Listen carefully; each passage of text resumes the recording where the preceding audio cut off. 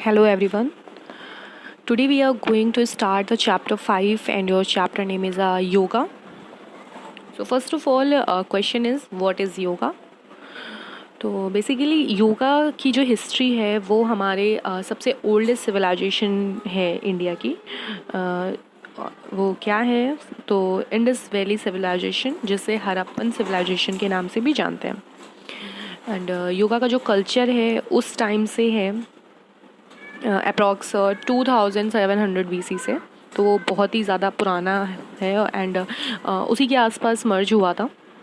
और योगा के बारे में हम देखते ही रहते हैं महाभारत, रामायण एंड कई उपनिषद में पुराने जो जो बुक्स वगैरह हैं उनमें भी देखा गया है, या हम पुराने सीरियल्स वगैरह देखते हैं या पुराने ये जो महाभारत है, रामायण में भी देखा गया है कि उस टाइम के जो ऋषि महर्षि और ऋषि मुनि वगैरह थे वो सब कैसे ध्यान करते थे, कैसे एक्सरसाइज वगैरह या कैसे मेडिटेशन उस टाइम पे कैसे करते थे. वो जंगलों में चले जाते थे.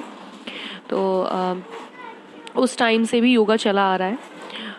और योगा को सबसे पहले पतंजलि ने लिखा था सन 1047 BC के अप्रॉक्सली. एंड योगा उसके बाद फिर डेवलप्ड होने लग गया एंड उसके बेनिफिट्स इम्पॉर्टेंस समझ आने लग गए लोगों को. और योगा जो अभी है मतलब मॉडर्न टाइम में देखा जाए तो ये काफ़ी ट्रेंड में है. इंडिया को ये बहुत बड़ा इंडिया का कल्चर है जिसे योगा रिप्रेजेंट भी करता है, पुराने कल्चर को, जो कि इंडस वैली सिविलाइजेशन से स्टार्ट होकर वैदिक पीरियड में भी रहा, देन मॉडर्न टाइम में भी ट्रेंड में है. एंड योगा के बेनिफिट्स इम्पॉर्टेंस तो हम सभी जानते हैं कि योगा कितना हेल्पफुल होता है. So next point is meaning of yoga. Yoga का मीन क्या है? सो योगा यूज वर्ड जिसका मीन्स होता है टू जॉइंट्स. एंड योगा जिसका मतलब योग का मतलब है कि यूनियन. इट मीन्स आत्मा और परमात्मा का मिलन, जिसे हम कह सकते हैं कि मेंटली, फिज़िकली, स्पिरिचुअली, इंटेलेक्चुअली भी कनेक्ट हो जाते हैं. एंड योगा की डेफिनेशन अपने अपने अकॉर्डिंग राइटर्स ने दी हुई है. सो योगा को आप अगर सिंपली वे में समझिए तो योगा एक ऐसी एक्सरसाइज है जिससे आपको मेंटली, फिज़िकली आपको रिलैक्स आप होते हो और आपको प्योरीफाइड कर देती है इन एक्सरसाइज के थ्रू और योग के थ्रू. साथ ही जो भी आपकी डिसीज़ के साथ आप सरवाइव कर रहे हो या आपकी छोटी मोटी डिसीज़ लगी रहती हैं या कुछ होता है कि जो है मेडिसिन्स के ज़रिए आप नहीं ठीक हो पाते हो, मेडिसिन्स काम नहीं करती हैं, तो वहाँ पे योग का बहुत बड़ा हाथ होता है. मतलब योग से आप बहुत सारी जो है अपने जो आपका पोस्चर होता है या आपका जो भी डिसीज़ होती हैं उनको जो है आप कंट्रोल में रख सकते हो, सही कर सकते हो. And next point is importance of yoga. Number 1 is a physical purity. It means कि योगा जो है जो सिर्फ एक्सटर्नल ऑर्गन्स को ही ठीक नहीं करता है, वो इंटरनल ऑर्गन्स को भी ठीक करता है या प्योर करता है. अगर आप अगर करते हो लाइक ध्यान वगैरह या जो प्राणायाम वगैरह, तो उससे क्या होता है कि जो आपके इंटरनल ऑर्गन है वो तो आपका पोस्चर से, आप आसन्स के थ्रू आप कर सकते हो ठीक, लेकिन जो ब्रीदिंग इनहेल एक्सेल कर रहे हो तो उससे जो आपका जो इंटरनल ऑर्गन्स में भी जो डिसीज़ेज़ होंगी या जो है उन्हें प्रॉब्लम्स कुछ होंगी जो नहीं कर पाते हैं, उनकी जो है इंटरनल प्योरीफिकेशन भी हो जाता है उनका. So next is a cure and prevention of diseases. Exactly अगर आप डेली किसी भी पोस्चर को, किसी भी आसन्स को करोगे, एक्सरसाइजेस करोगे, तो आप जो है अपनी जो भी डिसीज़ेस हैं उनसे जो है आप दूर रह सकते हो. उन्हें परफॉर्म करके आप जो है डेली परफॉर्म करके कर सकते हो, आप क्योर कर सकते हो खुद को. एंड फॉर एग्ज़ाम्पल ओबेसिटी को अगर हमें दूर करना है तो हम उसको वज्रासन करके हम दूर कर सकते हैं. डेली वज्रासन आप आफ्टर डिनर जो है आप करो एक यही आसन होता है जो हम आफ्टर डिनर करते हैं। बाकी सारे आसन आपको खाली पेट करने होते हैं, मॉर्निंग में करने होते हैं या इवनिंग जो भी है आपका खाली पेट आपको करना होता है। लेकिन एक ये आसन वज्रासन जो होता है वो आप डिनर के बाद में कर सकते हो और वो आपको जो है ओबेसिटी से दूर करता है। So number third is a reduce mental tension. Obviously अगर आप जिम ज्वाइन करते हो या डेली आप भी कोई भी गेम खेल लेते हो अगर, या एक्सरसाइजेस करते हो, यौगिक क्रियाएं करते हो, मेडिटेशन करते हो, तो आप का जो मेंटल लेवल है वो काफ़ी हाई होगा। जो टेंशन्स रहती हैं लोगों को इन बिज़ी शेड्यूल की, ये वर्क वो वर्क, तो उन सब से दूर रहते हैं, रिलीफ मिलता है, मेंटल रिलीफ मिलता है। आप अगर जो है मेडिटेशन करते हो रोज़ डेली, या आप डेली कोई भी एक ऐसी फिजिकल एक्टिविटी या मेंटल एक्टिविटी करते हो जिससे आपको जो है स्ट्रेस फ्री रहो आप। और कुछ आसन्स भी हैं जो इन्हें दूर करते हैं, जैसे कि मकरासन, शवासन, भुजंगासन, साल्भासन। तो ये कुछ आसन्स के थ्रू जो है मेंटल जो टेंशन्स होते हैं उन्हें रिड्यूस कर सकते हैं। And number fourth point is healthy body. Nowadays everyone wants to healthy body, but उसे रखना कैसे है we don't know.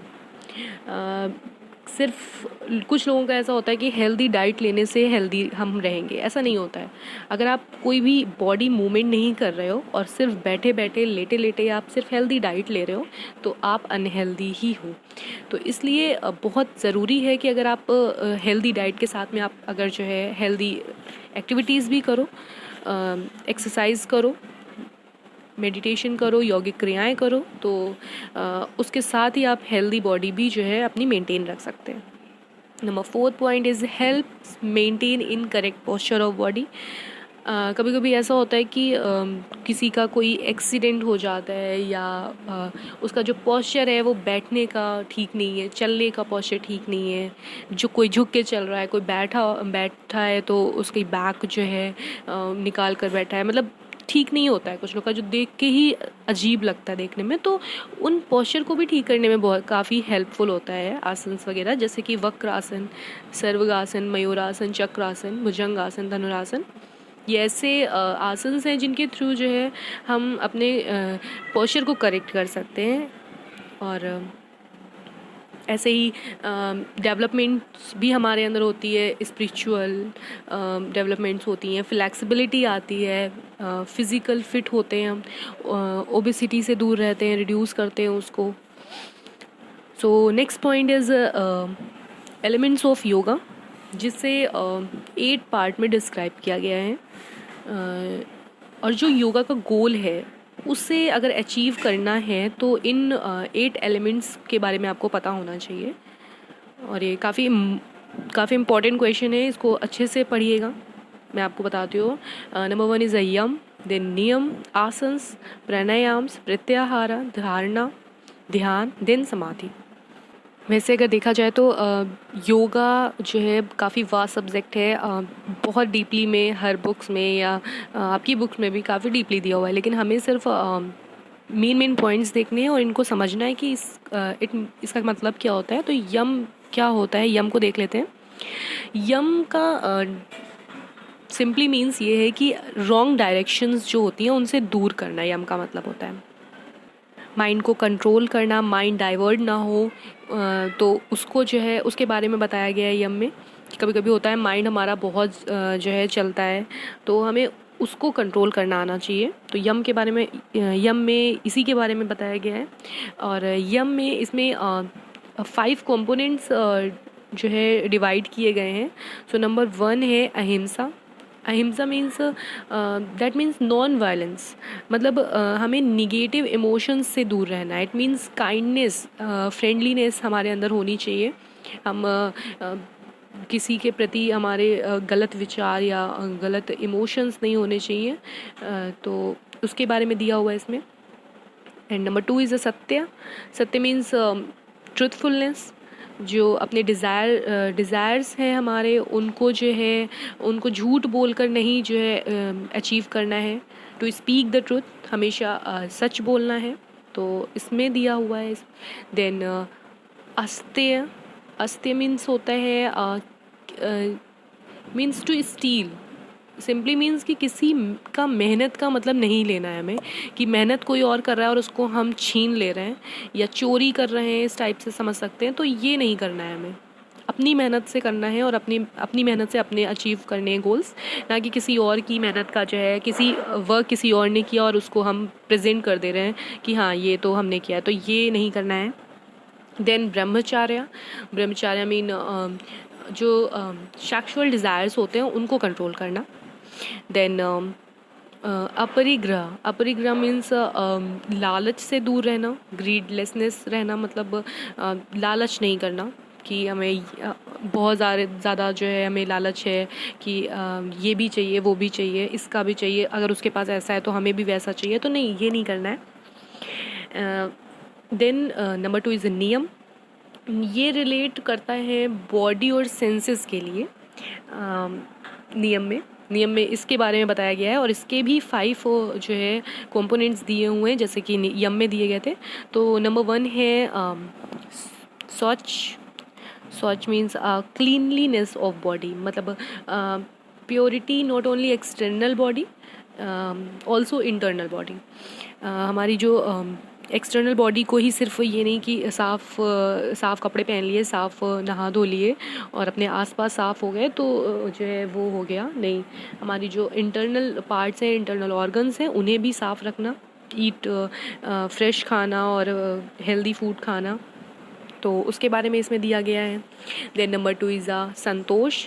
Santosh means satisfaction, जो happiness with what you have and who you are, मतलब जो आप हो और जो आपके पास में उसमें खुश रहना, ना कि किसी को देखा और उससे कंपेयर करके हम उसको जो है कंपेयर कर रहे हैं कि हमारे पास ये नहीं है वो नहीं है, तो कंपेयर नहीं करना है। अगर कंपेयर करना भी है तो हमेशा अपने से नीचे को देख करके कंपेयर करना है, ना कि अपने से ऊपर को, कि उसके पास तो इतनी बड़ी गाड़ी है, उसके पास तो ये वाला फ़ोन है, तो कभी भी ये देखना है कि जो हमारे पास है बहुतों के पास वो भी नहीं है, तो जो भी चीज़ है हमें उसमें खुश रहना है। देन नंबर 3 इज़ ताप, तपस। इट मीन्स ताप, ताप तप शायद यही होगा।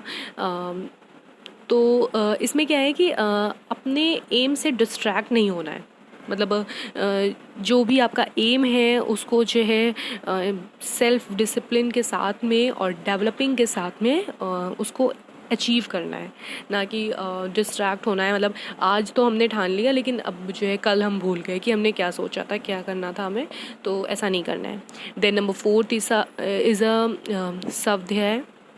स्वाध्याय मीन्स सोल का जो है गॉड से कनेक्ट हो जाना। इट मीन्स जो गॉड एंड द सोल है उसके साथ विद इन हो जाना, मतलब उसके साथ में रहना, इतना ज़्यादा उसमें ध्यान हो जाना कि मतलब अलग कुछ लगे ही ना कि गॉड हमसे दूर है या हमारे साथ नहीं है, ऐसा नहीं, वो इससे एकदम कनेक्ट हो जाना कि हर एक चीज़ जो है उससे शेयर करना, ये भी एक स्टेज होती है।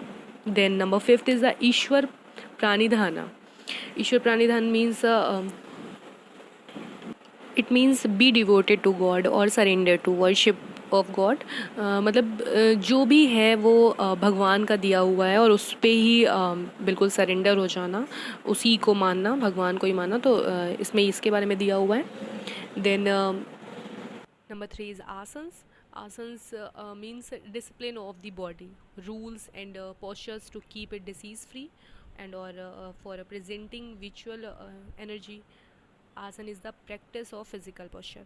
आसन्स बहुत तरीके से, आसन्स को हम ये कह सकते हैं कि जो फिज़िकली जो हमारे एक्सरसाइजेज होती हैं, एक्सरसाइजेज पोस्चर्स होते हैं, उनको हम इंक्लूड करते हैं इसमें, और जिसकी हेल्प से हम अपने बॉडी को डिसीज़ फ्री कर सकते हैं, अपनी जो हमारी पॉजिटिव एनर्जी होती है, विचुअल एनर्जी होती है, उसको प्रेजेंट कर सकते हैं। So number 4 is the pranayams. Pranayams means how to breathe, inhale and exhale, and how to control. जैसे कि हम अपनी ब्रीथ को कैसे इनहेल करना है, कैसे एक्सहेल करना है और कैसे उसको कंट्रोल करना है, वो हम प्राणायाम्स में देखते हैं। Then number 5 is a pratyahara. Pratyahara means self control, अपने माइंड को, अपने सेंसेस को जो है कंट्रोल करना, वो उसके बारे में इसमें दिया हुआ है कि खुद में जो खुद का जो सेल्फ कंट्रोल होता है या अपने जो सेंसेस होते हैं उनको कैसे हम कंट्रोल कर सकते हैं, बिना इधर उधर भटके जो है हम कैसे ध्यान लगा सकते हैं, मतलब कैसे हम जो है इसके साथ में कैसे कर सकते हैं, तो वो उसके बारे में दिया हुआ है। देन धारणा, धारणा मीन्स कंसंट्रेशन ऑफ माइंड। जो माइंड का मतलब कि ऐसा कि एक ऐसा समझ सकते हैं, मतलब एग्जाम्पल के थ्रू कि